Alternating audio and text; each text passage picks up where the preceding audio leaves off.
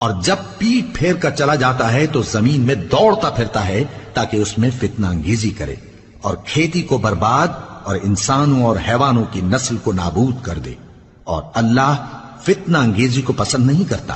اور جب اس سے کہا جاتا ہے کہ اللہ سے خوف کر تو غرور اس کو گناہ میں پھنسا دیتا ہے، سو اس کو جہنم کافی ہے اور وہ بہت برا ٹھکانہ ہے۔ اور کوئی شخص ایسا ہے کہ اللہ کی خوشنودی حاصل کرنے کے لیے اپنی جان بیچ ڈالتا ہے، اور اللہ بندوں پر بہت مہربان ہے۔ مومنو، اسلام میں پورے پورے داخل ہو جاؤ اور شیطان کے پیچھے نہ چلو، وہ تو تمہارا کھلا دشمن ہے۔ پھر اگر تم احکام روشن پہنچ جانے کے بعد لڑکھڑا جاؤ تو جان رکھو کہ اللہ غالب ہے، حکمت والا ہے۔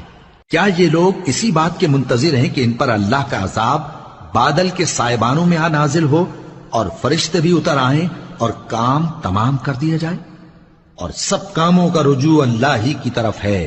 اے پیغمبر، بنی اسرائیل سے پوچھو کہ ہم نے ان کو کتنی کھلی نشانیاں دیں، اور جو شخص اللہ کی نعمت کو اپنے پاس آنے کے بعد بدل دے تو اللہ سخت عذاب کرنے والا ہے۔